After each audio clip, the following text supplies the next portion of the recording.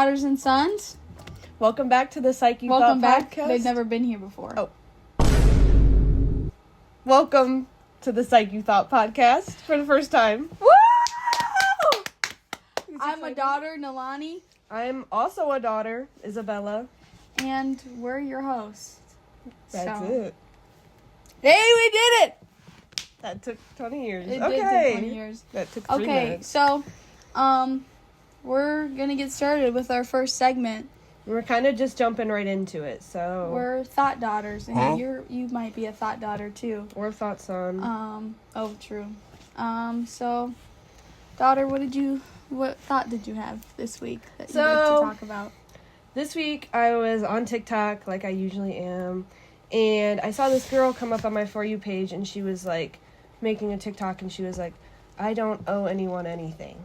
And I was like, at first I was like, yeah, you're right, you don't owe anyone anything. And I was like, and then I kind of sat there, and I was like, actually, like, you kind of do, like, owe someone something. Because I have my notes here, and I was like, to me, like, you owe your friends kindness, you owe your friends support, like, that's what you do when you're a friend. So when I, like, sat and thought about it for a while, and I was like, because any part of any relationship, like platonic, romantic, like a family relationship, you owe that person something. Like, you came into that, and you're their friend, and you're supposed to be there for support. So I just started thinking, and in my philosophy class, we were talking about, not to get nerded, but Socrates, and, like, his idea of being just, and the idea that justice is, like, not a singular thing, but a life full of goodness. And that kind of, like, made me think about the TikTok, because he explains that your actions, like, affect everyone, regardless if you think so or not. So, yes, you do owe people things, because your actions are going to affect other people. So I feel like you should be there for your friends. So I think you owe people other things. Heard. When you were just saying that, I was thinking about how, like, I'm always bouncing. It was like, I don't even know if this is in relation to whatever you said, but, like, I don't know, it just clicked in my head. Like, I'm always bouncing in between saying, oh, like, it's never that serious, and then I'm always like, oh, but it is that serious. So, like, that just reminded me of that. So, like, what was she was just basically saying, I don't owe anyone anything, just, like, a broad, general term. Yeah, that's all she said. She was like, I don't owe anyone anything, and I was like, True. Actually, you don't have to, but you kind of do. But you should. Like, but you should want to owe people things. That is, I feel like that's, I don't know. Like, I'm trying to expand on that. On, like, what, like, trying to hear from what she's thinking. Saying? Yeah. Which is, like, yeah, I mean, like, it's kind of like she's trying to basically say she's putting herself first before she puts anyone else. Which is smart. Like, I feel like there's always, like, a teeter-totter to this kind of thing of whether... There's a balance. Yeah, being there for yourself, being there for other people. Yeah. 100%. No, that's right. So I get what she's saying. Mm-hmm. But...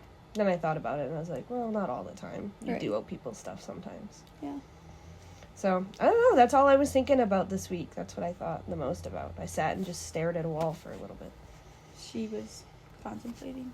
Pondering. We're ponder daughters, too. Also. Yeah, ponder daughters, urine daughters, thought daughters. Yeah, all of the above. All of the above, actually. So, what did you think about this week, thought daughter? Huh? Thanks for asking, thought daughter. You're welcome. What I thought about as a daughter this week.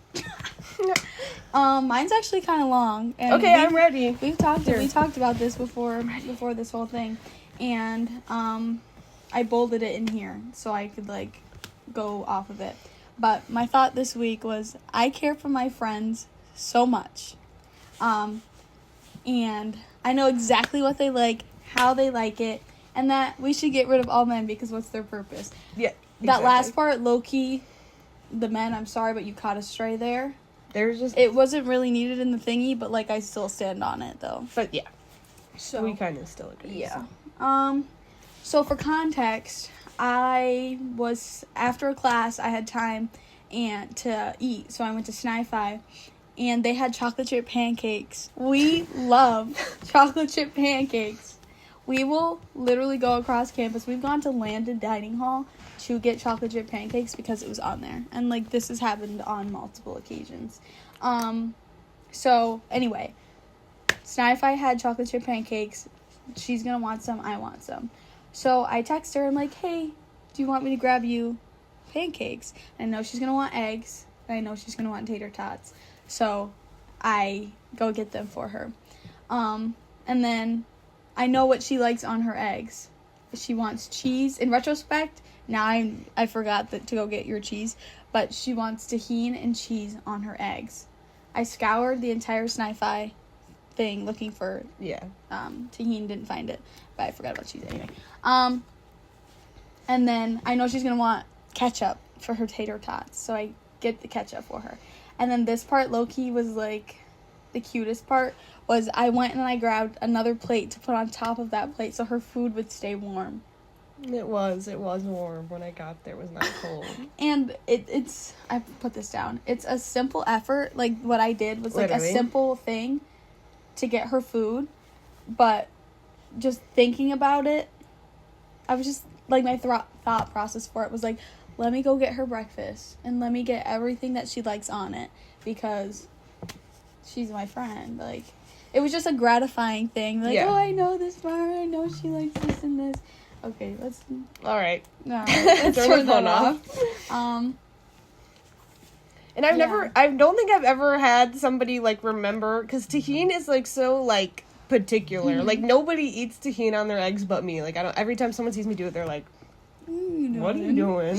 But I feel like I've never had someone, like, know me that well. Mm-hmm. Or, like, know me so much. I don't know, it was really sweet. You were texting me and I was like, I was in class and I was like, oh my god. We'll insert a picture right here of the screenshot of what I sent her. It'll be there. But what is from that is, like, I can't remember a time where I've been so concerned or just, like, so involved with somebody, like, the way I was just in that moment that I recognized. And I'm, like, I've never done that for a man. And it's not, maybe I have been like that and I just have suppressed it because I'm, like, overdone with. Mm-hmm. And I just can't think about the time that I've done it. But it was just like, oh my gosh, like, I care about my friends so deeply. Mm-hmm. And, like, that you know exactly how they like their eggs. Yeah, and I think, is that, like, a normal thing? Do guys think about their friends that way? Do my friends think that way about me? Like, that's what I felt. And I, as a thought daughter, I had to continue my research. So I found a article from Psychology Today, and it says, and I quote, "The same feeling is one of naturally being mirrored and is one of the strongest motivators for falling in love and finding yourself in someone else's eyes." A little farther down it says, "This happens in non-romantic situations as much or more than it does in romantic connections." So from that, it's saying, like, oh, it's like having someone that I can see myself in you. Yeah. And it just makes it more, like, I don't know what the word is, but the article is about friendship, love and friendship. Mm-hmm. So that's just what it is. And it's like, it happens more in, like, friendships than it does in romantic relationships. Yeah. And then I kind of went, like, this is, like, the biggest thought maybe I've ever had in my whole life. No, it's okay. We're ready. I'm ready. And then from there, I put down that I've always felt more seen by my friends than I have to, like, somebody I've talked to. And then I deducted from that. I was like, oh, maybe it's because I've only let my friends see me as see my person as a whole. And then I was like, why is that? Why do I think that I've only let my friends see me that way? And I was like, oh, it's probably, like, some sort of, like, defense mechanism that I have when it comes to, like, romantic relationships, that I don't want to, like, not in a sense, like, maybe it is, and I just don't know how to, like, put it into words, but, like, be very vulnerable with people. But I can say I have, because, I mean, I, like, have shared things with people I've talked to that are, like, very close to me, and that I'm not just telling regular people. Yeah. So it's not, I don't know how to continue on that. And I wrote, this was so funny when I was writing this down.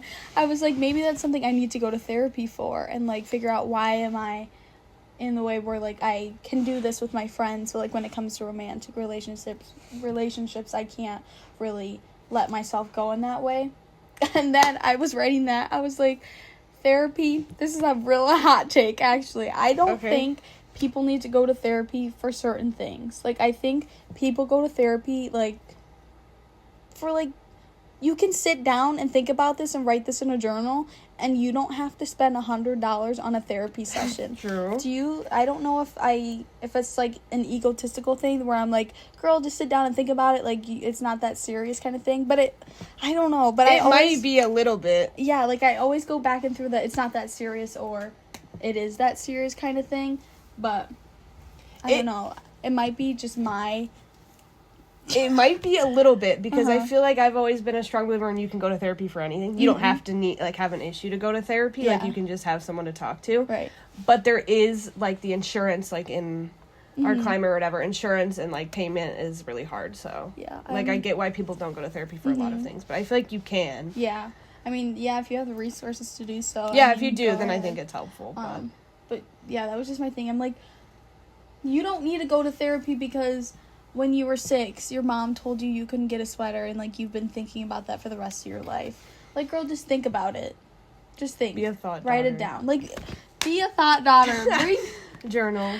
Be a thought daughter, literally. And then let's reel that back in, I guess. What else did I say? Oh, I said in romantic relationships, they take work and commitment. And I just think I would rather spend that on a friendship than a romantic relationship. That makes sense. I don't think that's normal. Probably not. So I don't think so. It definitely is not normal. I mean, it's so sweet, though.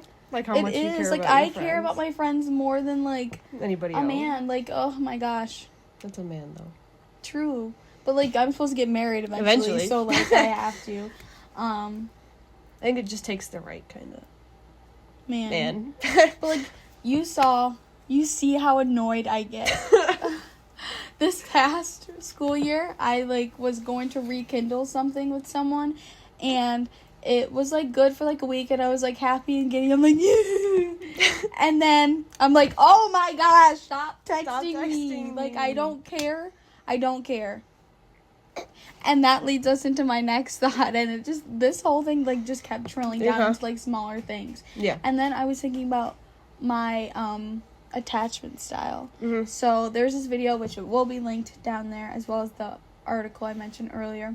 It was about the our attachment styles in romantic relationships, and when I watched it, the one I felt like I resonated with most was dismissive avoidant attachment, which basically is like being very independent in a relationship and wanting, like, my space kind of thing. And while that is important, it's too much. Like, what am I in a Too relationship dismissive. for? Yeah, if I'm just, like, not By yourself. Exactly. Like, I don't want to be with the other person. Mm-hmm. And then I was like, I really do enjoy my independence and not having to, like, check with someone with this and that, which is supposed to be healthy. Like, if you, like, read it, it's like, oh, you should learn to love yourself before you can love anybody else. Be okay alone. Yeah, which I believe in it, but I don't know. I just think, I don't know what it is, where I don't want, like, I crave that kind of intimacy, but, like, when it's, like, there, like, I'm this close to it, Then you don't want I'm, it. like, pushing it away as much as I can, which is very counterintuitive. Like, I'm just hurting myself in the long run, and then it's, like, a cycle, a never-ending cycle. I think it would be, like, finding someone with a similar attachment style to you. Like, But what are we both gonna do if we're both like, we're both like, "Ugh, talk like, to what are me." we supposed to do? And there it is. Should I be going to therapy and that's for where it this? stops. Maybe. That was the end of my thought. As a daughter. I think Let's it's just add funny. it at the Yeah, end of just put that in. So what do you think? I have, like, a hard time, like, telling you about this because I'm very, like, attachment. Like, I'm very, like, Secure. Do you have a secure attachment or like a secure attachment. Like, I want to be talking to them Do you have, like, a thing where you, like, if you're not talking to them, it's like... Then I'm worried about it. Okay, so I think you have, like, anxious I'm just like, wait, what? If I'm not talking to you, then something's wrong. Me, like, if you don't talk to me. Yeah, exactly. Like then something's wrong. So I feel like we're complete opposites in the, like, sense of romantic attachment styles. So I just have the complete opposite problem. So I have no idea what I would do if it was, like, what I should be doing. Yeah. Yeah, let me think. If I can, like, put my feet in your shoes. I don't know. I think I just... Would you describe yourself as clingy? Yes, okay. Probably. In a romantic relationship, okay. Yeah. Heard. Friendship, probably not as much. I don't know. I just can't... It's very hard for me to picture it. Like, I'm like, oh my gosh, and I have to talk to you 24/7. Like, that's bad. That's really bad. Alright, so nobody...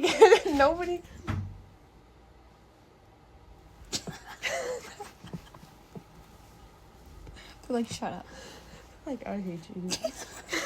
Okay, but yeah, like, that's really bad, though.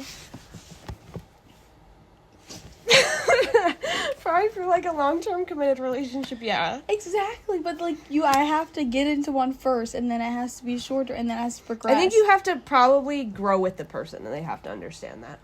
But, like, how do I even, like, get there if I won't even let it happen? You have to...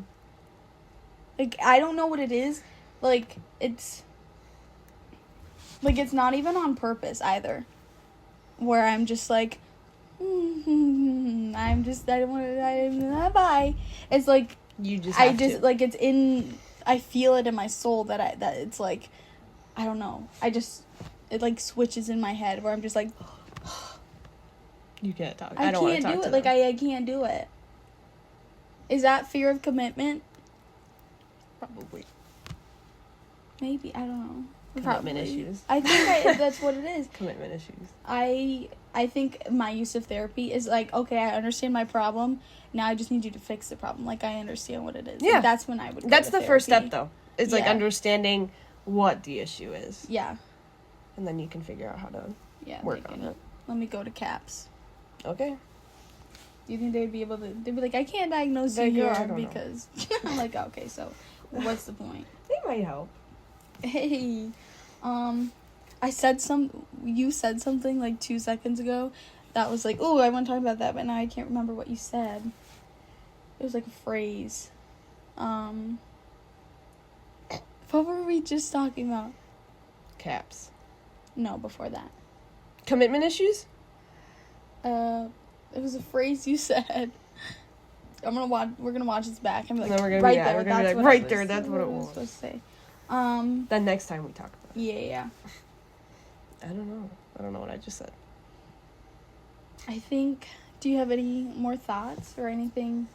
Not on Thought Daughter this week. I don't think. Like that we can talk about more. I don't know. I don't think so. Okay. So is Thought Daughter, is that something we want to do every week? Because that would be kind of fun. Like, yeah, I think so. I think it's a every week thing. I think all of these segments are like... Can be every week. They're an every week thing. TikTok therapy and Thought Daughter makes sense because there's new stuff coming out all the time. Mm-hmm. Why don't you go first? For TikTok therapy? Okay, so... TikTok, what it did for me this week... Okay. Nicolandria, that's my thing. Like, okay. Didn't they hard launch? They did! Okay. So, if you've watched Love Island, you know who Nick and Alandria are. Big Belgian and Bama Barbie. Thank you. But this is not a hot take, but I think they should have been the winners of Love Island. I don't want to make this That's not a hot take. It's definitely not a hot take. That's a real take. Yeah. I just wanted to add that in there. I just wanted everybody to know that everyone needs to know that they should have won. But the reason I found this therapy for me, or like their whole thing, I found it therapy because it's just seeing a black woman in the media is very comforting to me, and it's very like solidifying. But like now she's in the media and she's getting her own brand deals, she's getting her sponsorship, she's doing all these things with these big companies. Where did she go? She just went to the US Open, like, and she was in an all black suite. It was like all black women in one suite. Mm-hmm. And I was like, it's just, I don't know, seeing someone that looks like me in like this big like position is like, oh, if she can do it, like I can do it too. Like I can see myself in that space that she's in. And what else do I say? And also, it's very healing seeing a black woman in a relationship that's doing so well. In like a and like biracial relationship, or just like in any anything, way? any kind of way. Like I'm seeing a black woman be loved by her person, Mm-hmm. like being respected. Like, and, I just thought about it. If you guys know Kenny and Janae, and he played in her face, she's like, no, like actually, and he played in her face, and like the world loves Janae, and like everybody loves her, but you just see a man still play with her like that was just annoying. Man, It's so annoying. Yeah. What else did I say? Oh, I was saying that seeing love being reciprocated between the two of them is just very so sweet cute. and heartwarming. And again, it's very validating seeing a woman being loved, a black woman, because if she can be loved like that, I can be loved like that. And I like looking in their Instagram comments or their TikTok comments, and Nick's always in there. He doesn't play with her. He's always commenting under there. Underdo. As he should be. Right. In her So TikTok he doesn't play with her. And I thought, yeah, that shouldn't. That was my therapy. It made me feel better, yeah. That's cute. I saw the heart. I saw like The heart launch. was Let's like, talk. What was it? It was like some beverage company. What? And I think that's what it was. It was like a beverage thingy. And she was like, my boyfriend wants to talk to you about and you're gonna listen. Was it a alcohol? I don't know. It was some kind of drink. No, I don't remember. All right. How did TikTok give you therapy this week? Honestly, it was more like I was thinking about TikTok when I was learning about philosophy. Okay. So, you'll hear me mention my philosophy class again. I think I already did, right? Mm-hmm. Okay, so it was the first time we were meeting this week, and we were talking about the allegory of the cave. Not to be a nerd, but I don't know if any of you know what that is, told by Plato. And it basically just explains where, like, a group of individuals are stuck in this cave, and they're shown, like, shadows and images of, like, dogs, animals, like, plants, humans, just like anything in the real world. They're shown, like, a shadow version of it displayed by a fire and, like, a stencil. And it's supposed to... Sorry, that's not where I was going.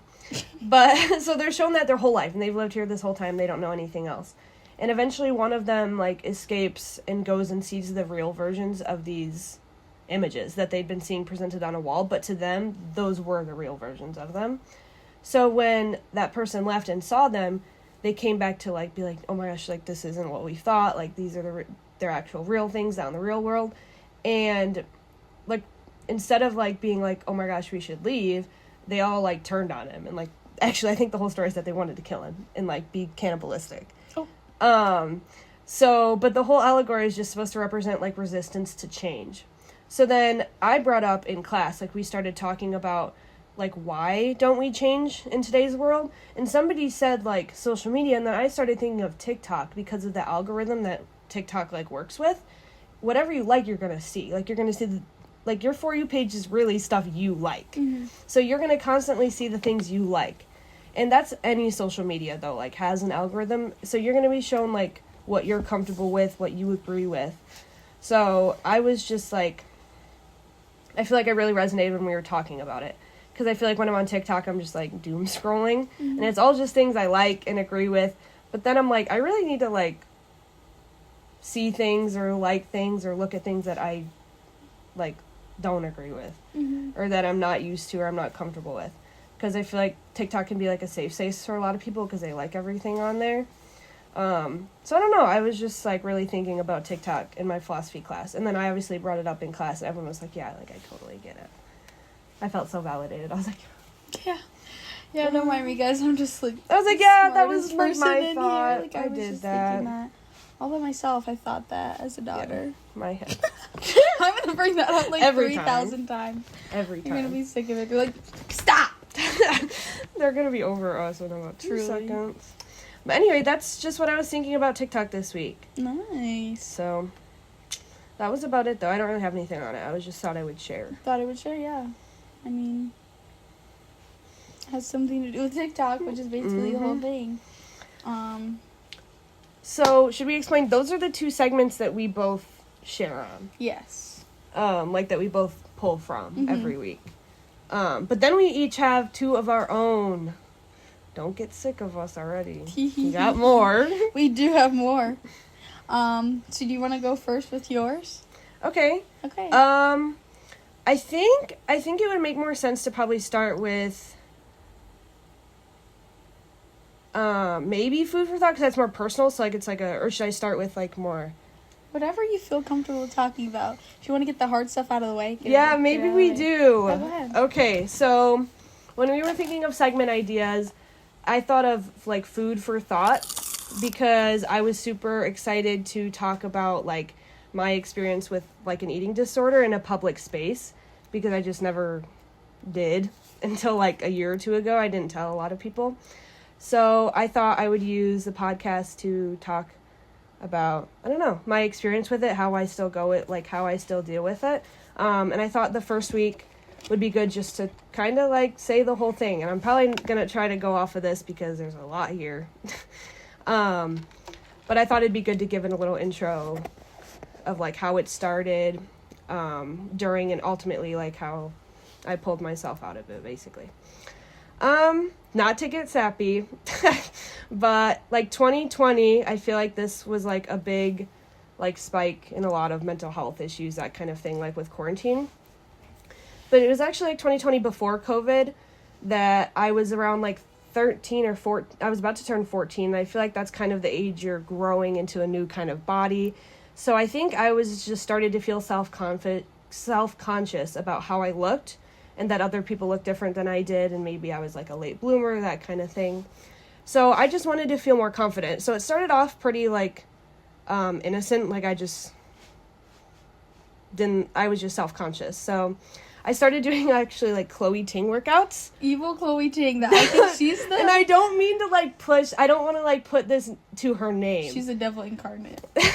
Because all of it is me. Like it was totally, I don't want to put this to her name. I mentioned her name and I made sure I knew I would say like, I'm not trying to put this on her. But I started doing those style of workouts. I did do Chloe Ting specific workouts, but I would do other stuff. And then I attempted to like eat better, and whatever my idea of better was at the time at 13. So that was like a month before COVID. And once COVID went, like I had all the time in the world to work out because we were online Zoom. So I started like over exercising for sure at the time. I would go like on excessive runs and do like many of like whatever these workouts were. And like, I think as a result of like not seeing what I wanted to see, it started to be like an issue with food. So it wasn't really, and then it was. So I started restricting like calorie stuff. MyFitnessPal became into the picture, and I feel like that's kind of a thing for a lot of people. And I set like a toddler size limit. And I meant to say, like, if you have issues with calories or pounds, I will be mentioning them. So I just wanted to make sure anyone knew. So I'd set like a 1,200 calorie limit a day, which is like what a kid should be eating. And that was like not including what I burned off from working out. And this just kind of continued for months. And I feel like it just escalated to a point where I like kind of lost control in what I was doing. And there would be like one stretches of a day, 2 days, 3 days, and like 4 days where I just wouldn't eat. So it turned from like limiting myself just to not eating at one point. And I didn't tell anybody because I just felt like embarrassed. I don't know. But people noticed that I had lost weight, but no one really mentioned anything. I think they just thought COVID. They knew I'd been doing Chloe Ting workouts, like, okay, she lost weight. And at this point, it was like late 2020, and I was at my lowest weight. For sure. And it was like 85 pounds, and I was like 5'6". And I had maintained this weight for probably like 6, I was going to say 6 or 7. Okay, anyway, I had maintained that weight for probably like 6 months, and I was still over-exercising, restricting, and at this point, I was like constantly sick. I got diagnosed like as anemic, so I started going on prescription iron. I lost my period, and I just still like hated the way I looked. If anything, I hated myself more than when I started. So I think this persisted till like late 2021. I never got help from family or friends, and I never told a doctor, that kind of thing. And this is low-key embarrassing. My doctor noticed, obviously, like at physicals, that kind of thing. So I used to like chug water like before I went in, and they would weigh me. So then it looked like I had like gained weight. So then they stopped having me come in for weight checks because they were worried about it. So like I got that out of the way, and I didn't have like, so my doctors didn't know and that kind of thing. And it wasn't until like after I started my recovery that I told my friends, and I didn't tell my parents until last year, actually. But enough of the sappy stuff. I like attribute my entire recovery to lifting weights. And I discovered this like late 2021 when I was like at the worst, like sickness wise. Because my dad lifted weights since he was a teenager. So he was like, why don't you come with me? Because I had mentioned wanting to try to gain weight and stuff. And I like loved it. And I really wanted to feel strong, not necessarily like I didn't want to be heavier, but I just wanted to feel strong because I had felt weak for like 2 years. And I knew that I wouldn't gain weight or gain muscle unless I ate in a calorie surplus, because I knew how, at this point, I knew how nutrition, I knew how macros worked, I knew how calories worked. So I started eating in a calorie surplus, and it was because of the fact that I was lifting that I felt like I could. So it didn't feel like I was trapped and I needed to like eat under what my like mark was for the day. And I knew that anorexia, it's one of the deadliest mental illnesses. It's like 5 to 10 times higher mortality than the normal population. And I just was not gonna like let the people I loved lose me to it. So I was at the gym like 5-6 days a week for like 2 years. And by the middle of 2022, so only like 7 months after I started lifting, I had gained 40 pounds. And I was like 130 pounds. And not only did I like how strong I was at the time, I was pretty confident in how I had looked. And at this point, like, I felt pretty, like, recovered, at least, from the sickness part. And, of course, like, some people with anorexia, you're always going to relapse and you're always going to have problems. But I'm just not stuck where I was. And my period came back. I don't take my iron anymore. And I think the biggest thing that I noticed is I would go out with my family and friends, like, to do things involving food. Like, I refused to go out to eat with people. If I did, I would just drink water or drink Diet Coke. And I just think that anorexia took, like, everything it could from me for 2 years, and I never wanted it to take anything else. So I basically just want to tell you guys, if you ever are going through this, please reach out, because it's just harder if you don't. And eat what feels good for your body. What's going to work for other people is not going to work good for you. So I just think you need to remember that you're your own person, your body's yourself. So it matters how you feel, so you should eat what makes you feel good. What? Your hand was shaking. I'm kind of nervous. I know you're I never nervous. like told like the whole thing. I mean, definitely to my friends and stuff, but I still haven't told my parents like the whole thing, because I had mono in like January of 2024. So I was throwing up all the time from the mono, and my parents like came up to me and were like, "Are you bulimic?" And I was like, "Oh my God, no, like I have mono." Like, I mean, like I was sick, but at the point we didn't know I had mono. So they had asked if I had bulimia, and at this point, like, I just sat there and I kind of stared at them, and then for some reason I just felt like I had to confess. Like, so they brought up the topic, you're like no, they've never asked me this before. So I eventually I told them, and they just kind of sat there and stared at me, and they like felt so bad, like that they didn't like notice, because they were like a lot of preoccupied with other things going on in my family. So I think they just felt like genuinely terrible. But I attribute like all of it to lifting, and my dad's the one who introduced me, so I still lift now. I love it, honestly. She's literally the strongest, like, person I actually know. If you see Isabella in, like, real life, you'd be like, oh, she's a cute little girl. And then she's lifting, like, so much more than me. She's so strong. She's so strong. That's my favorite compliment ever, is that I'm strong. If you just looked at her, you'd be like, this is a Pilates queen. Like, I do kind of look like I do yoga. That's what she looks like. And then you go live with her, and she's like, okay, so 90 pounds on that. And you're like, huh? Oh, stop it. No, Annie called me strong the other day, and I almost cried. I was like... She's unbelievably strong, actually. Thank you. Thank you. I love that compliment. So anyway, now that we got the personal stuff out of the way, and it feels actually nice to have an outlet to, like, publicly talk about it anyway, actually. Yeah, so. I bet. That was great, guys. Not only is she physically strong, she's mentally strong. No, if she can get through that, believe you can too. Again, if she said, if you're having trouble, reach out. There's people out there that literally go to school, get their degree to help people, like, what you're going through. So. Us? So, please, for the love of God, get help if you need it. Okay? It's only going to be harder by yourself. It really is. It's always going to be harder by yourself.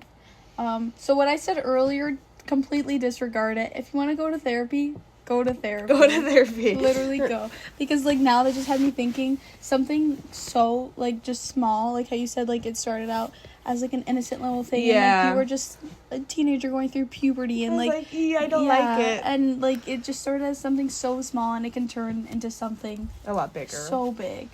So, 100%. Totally disregard what I said earlier. Look at me. Reflection. I'm growing. Okay, growing on the podcast. Okay. Come on. Live growth.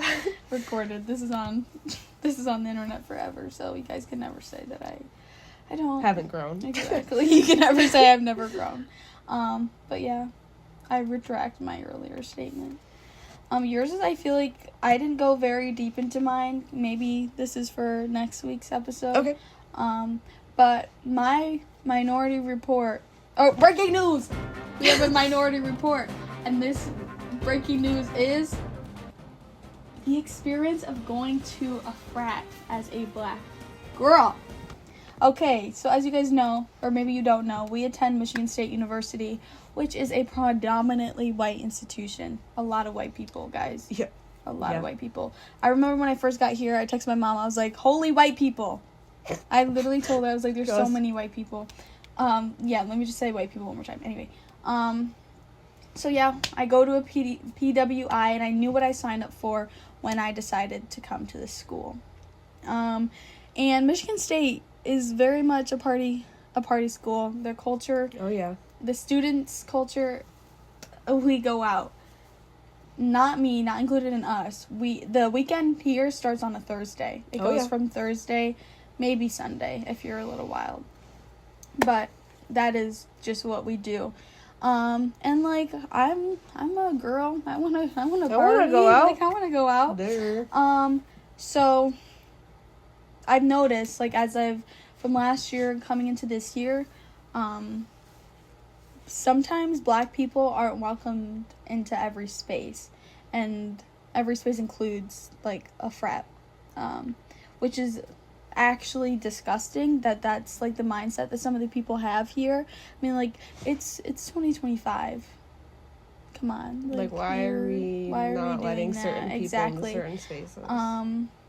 And like, yeah, so I've noticed fellow black people get rejected from frats, and it's like I said, it's disgusting. We just want to have the same fun that you're having, and just because that means I can't get in, which is absolutely, it's just weird behavior, just so odd. Anyway, but pretty much all of my friends here at school are white, and I recognize that as a black girl, and I love my friends so much because I think they recognize me as who I am, and they stand up for me, which is important. And it definitely is 100% one of the reasons why I'm allowed to get into frat parties is because I'm with white people. I'm I'm with white people. Me. And what was it? Sorry. Yeah. And then I also wanted to talk about that and I've expressed this to Izzy a lot of the time, when we get into these frat parties, it's not necessarily that I want to attract attention, but, like, I'm just, like, it's the lack thereof that it's not there. And trust me, when I'm going to repeat this 1,000 times, this girl is top to bottom. She's gorgeous. I think she's so beautiful. So I understand why she gets attention. And I'm like, I'm not saying that I don't want people to look at her. Like, it's definitely not that. But it's like a thing where it's like, oh, I'm not getting the same kind of attention. So it's like, yeah, I understand that because I'm in a predominantly white space and they're looking for other people that look like them. And yeah. But it would just feel a little nice to, like, go into a space and feel people looking at me in, like, a whatever kind of way, not in a negative light kind of thing. And I made a TikTok the other day on my spam account, and it said, "You're not chopped. You just go to a PWI," and that does not speak enough loudness, because I know a lot of other girls experience this, and it's not just black girls, it's any woman of color, it's any person of color, that when we go to a school where everybody is the opposite race of us, we kind of feel small and belittled, and we don't feel comfortable in the spaces where we should be, like, in any kind of, like, form of power. Like, we don't see people that look like us, and it kind of is demotivating, but it is at the same time motivating as well. Like, we had a black person as a president. Do you know how crazy that was? That went, like, triple platinum in my house when Barack Obama was our president. Well, that was a crazy change. It was absolutely wild. Like, my great-grandma, I remember walking to her house. She had pictures of Michelle Obama and Obama. We had pictures of Sasha and, what's her sister's? Malia. We, like, that, we have sweatshirts with Obama on it. Like, it was, like, ride or die in that house for Obama. Yeah. One of my friends has an Obama Forever shirt. It's great. Like, I love Barack Obama. I'm so sorry, Michelle. Actually, Michelle, we got beef a little bit. A little bit of beef. You wanted to take away my Doritos and give me reduced fat Doritos. Oh, the lunch. The lunch. That's what I'm talking about. Michelle Obama. I love you down, girl, but shoot, you could have just made gym class a little bit harder or something. A little longer. What were you saying? But that was basically the end of it. And, like, I can definitely next week I'm definitely probably gonna dive into more of this and talk about race-based rejection. I talked to Izzy a lot about that and how I definitely deal with it a lot being here at MSU. So I will come back with, like, scholarly research articles and, like, facts that we will talk about next week. And we've talked about race-based rejection in our social psychology class. And that's where sitting in that class was very validating, and hearing him talk about that was like, that's literally, I wake up and that's my life. That's what you think. Yeah, exactly. Like, and it just felt kind of surreal being able to, like, hear exactly what's happening in my head, and he's talking to the class about it. Shout out Professor Cesario. Professor Cesario. Thank you so much. He's our king. Yeah. We love him. We low-key, he's like a celebrity to us. He is one of our, like, celebrities that we just make we one. make him a celebrity. And him and his son are actually. Oh, yeah, his son's great, too. Shout out. Shout out. We won't name drop you, but shout out. You know shout who out. you are. If you're watching, he's never going to see this. He won't see this. But, like, if you do, you know. You're famous to us. So exactly. And he's our celebrity. Yeah. I do want to apologize on Izzy's behalf when we walked in to our Psych lecture, and let me tell you, this girl does not know how to whisper. If you tell Isabella anything and you're, like, trying to be hush about it, I'm like, what? She's like, huh? What? also, you literally cannot whisper. Like, I don't want to hurt your feelings, but she cannot whisper to save her life. So we are sitting in the row next to him, and we're climbing into the door, and she's like, there's Mario. And it's loud as ever. Like, the loudest thing. I'm like, oh my gosh. He turns around. He turned his head a little bit. He was like... It's like, now he thinks we're just talking we're about friends. Like, I thought we were friends. We've never talked to this guy, like, had a conversation with him seriously. Oh. Well, yeah, we've had a parasocial relationship with him. It's just a parasocial thing. Yeah. But we saw his dad in public, Yeah, actually. we should have told him, like, what is your dad? Oh, wait, I just said the rest of it in my head. What? That's inappropriate. I was like, what does your dad's sausage taste like? Because he was selling Italian sausage at the Meridian Farmers Market.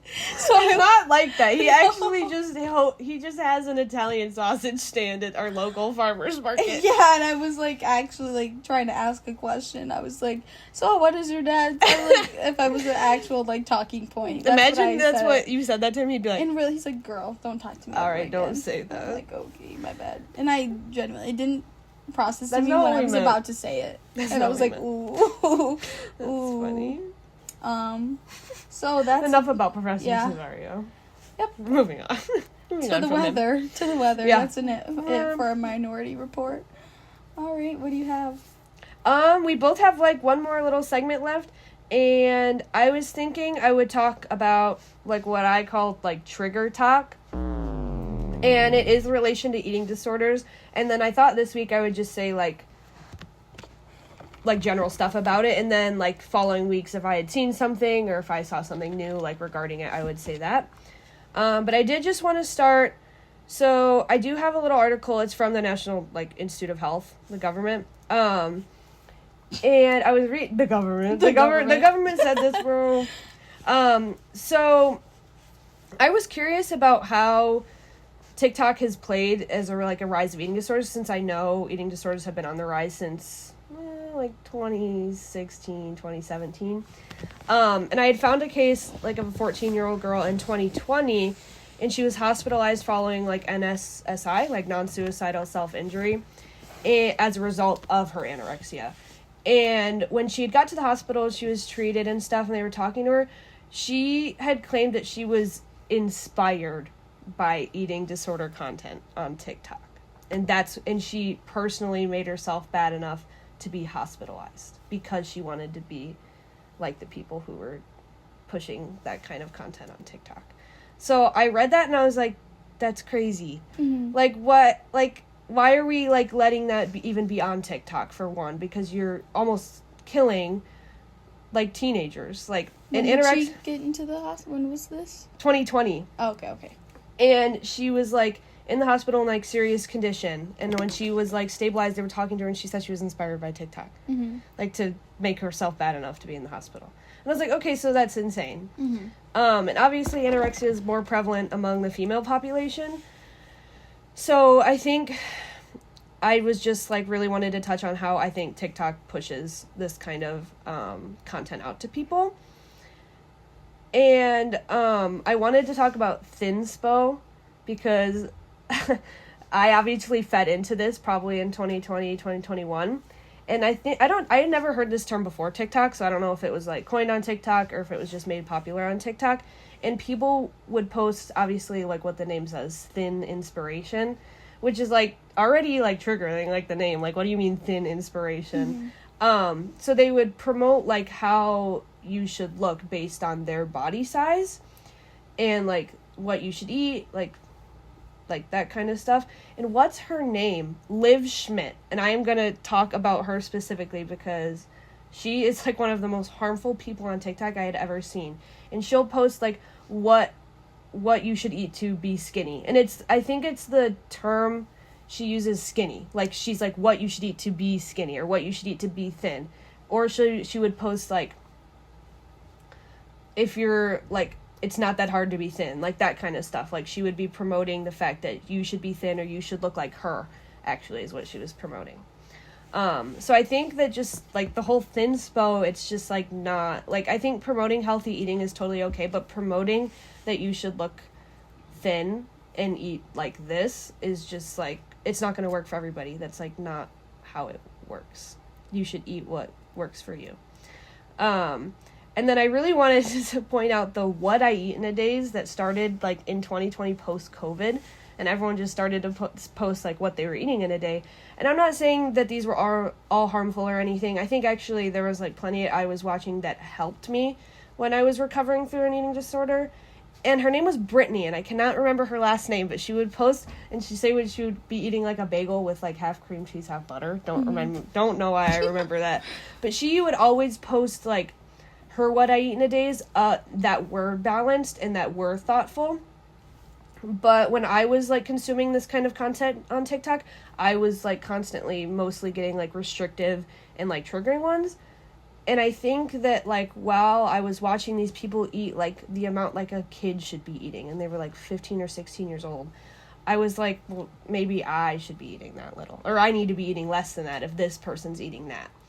So I just think that it can be super harmful, like posting what works for you, because it's not going to work for everybody else. That's kind of it. I just wanted to touch on that. And then like obviously going forward, if I see stuff on TikTok that I think relates to this topic, then I'll go with it. And that's kind of it though. All right. Well, this is my last segment as well.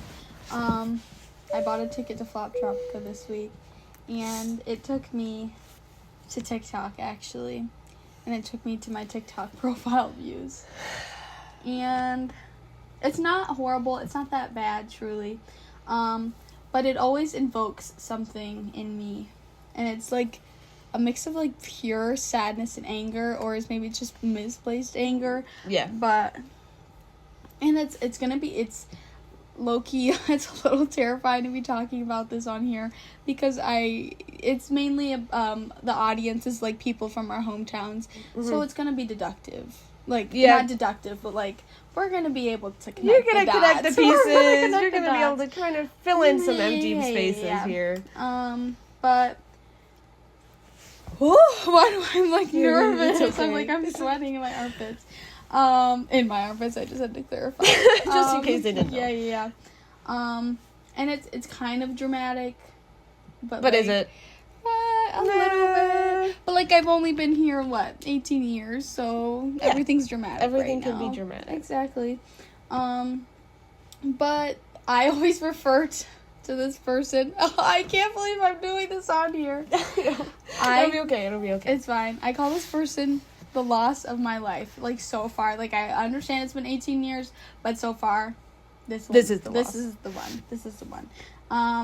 And I say this because this person really made me feel like myself. Like, I never really felt like I had to act like I was this cute, pristine little teenage girl when I was with them. I just felt very much myself, like how I am with my friends. And it just makes me think, like, how am I ever going to, like, replicate that feeling that I had with somebody else? And it ties back, basically everything ties back for that I know right now, ties back to that race-based rejection, where, like, I don't know when this next thing is going to happen for me. Like, it could be so long until I feel this way again. So, I'm like, I got frantic after talking about that. It's okay. But yeah, that person made me feel very comfortable in myself. And so far, being at MSU, I have not talked to one single person, which is good, because I mean, like, I'm focusing on my studies by yourself. and stuff. But then it always ties back to that where I'm like, maybe I'm too independent and like I get there and it's to the point where I shouldn't be like that. But yeah, I don't want to get too much into that where I'm literally gonna crash out on camera. Okay, we won't. I didn't write down anymore. I put that down there because I was like, if I continue on this, then I literally... people might find out. This is gonna blow up. 3, 2, 1. Boom! But... they start adding them in the comments. That'd be actually... alright. Rude. We're done. This would be the last episode we ever made. We're not... I lied. First episode's also our last episode. Let me just change that. Oh, yeah. Oh, guys, this is back here. We showed it in the beginning. But it did fall, I think, before we could even... So, this is it. Happy first episode. I'm talking to you. Happy first episode. September 5th. 2025. It's kind of a fun date. before my Wait, I birthday. liked it. 9/5. Yes, it's her birthday in 15 days. Yeah, guys, I turned 19. 19's, I've heard, is like the worst Nasty year 19. of your life. Thanks. Well, I'm also 19, so thanks to me, too. Yeah. That's just what I heard. Like, when I turned 19, I can't remember what some girl told me. They were like, that. 19 is like like a really 19 bad sucks. year, Also, there's apparently. something on my shirt. But like, so is like 20, I hear. And 17. Apparently 17. I feel like when I was 19. 17, I was fine. 17 was bad for me because this is when this happened. Oh, really? Yeah. Because it ended in October. Right after you turned 18? Yeah. So, like, it began while I was 17. The curse. But, like, not saying the curse of, I guess, odd number ages. Except 20. Except 20. And 20 is even. Yeah, that's what I'm saying, except 20. Because we said 20 earlier. Oh, Then we said odd numbers. Yeah. Maybe- I think 20, they said it's just boring because you can't do anything yet. Yeah. Like, you have no. And, like, now you're in your 20s and now you feel old, so. Yeah. That's why I feel, ooh. Don't talk about it. I don't want to turn 20. I keep thinking that it's my last, like, this is my last teen. teenage year, and I literally, on my birthday, I crashed out about it. I was like, oh my gosh, like, I can't do this. So many of my friends just, like, recently turned 20. Our friend McKenna just turned 20, and our friend Ketty, May, Caitlin, they all turned 20. My friend Alexis, I know she's going to be watching this. Hi, Or Alexis. we just name dropped a lot of people. Yeah, it's okay. But they're our best they're all friends, so. old head. They're all unk. They're all unk, and then we're just not. Yeah, we're just, like, baby and cute and, We're like, 19 girls. or whatever. And we're teenagers. I love calling anybody more than a year older than me unk. No, 100%. We all know. Merle from my high school that I went to school with, he called me unk, like, literally the day after I graduated. And I was like, You're unk. You're unk, bro. Damn. My little cousins love to call me unk. And they're 11 and 9. And they're like, I, like, said something, they're like, you're so unk. And I was like, you're calling me unk, you're literally 9. No, and it's, like, mean. Like, it's actually, like, mean. Actually, I was a little hurt. I was like, well. Like, why are you calling me old? Like, I haven't even done anything. I didn't do anything to you guys. Exactly. I feel like there's one thing we should say. It is September, which that means it is National Suicide Prevention Month. And we did make a post on it on Instagram, but it's always, we should verbally say it on here too. Nobody put it better besides this girl right here, so I'll let her say it. Oh, what I said on my TikTok? Let's do wherever you want to say. I feel like you're just have more experience in, like, how to say yeah, it. Or so say it Suicide better Prevention than I Month is super important to me, and I was just I posted a TikTok about it on my personal account. But I think that it's always, like, you're always you're worth a lot more than you think you are. Your life is valuable, and it's better that you're here. And I said, like, on my TikTok, like, you can take all the time you need, but, like, don't take your life. Like, you matter a lot, and you're valuable to people, so. We will put resources in the comments. I don't remember. I kind of blacked out when she was talking just now. What? I blacked out when you were talking. Like, I didn't sorry. comprehend, so I don't know if I'm going to repeat something that you said. But if you need help, go get it. Don't be afraid to ask for it. And I said earlier, people literally go to school to help people who are going through situations like this. They want to help you. They want to. Like, that's So. literally their sole purpose in life. So, use them. They're so happy and excited to help. And this is the end of it. That's the end of the first episode. All right, son and daughters. Go say hi to your mommy. Go say hi to your dad, your grandma, grandpa. Go your uncle, nieces and nephews. Come on, nieces and nephews. Your cousins. Okay. All right. Well. All right. We'll we're see you peacing out. whenever next time is.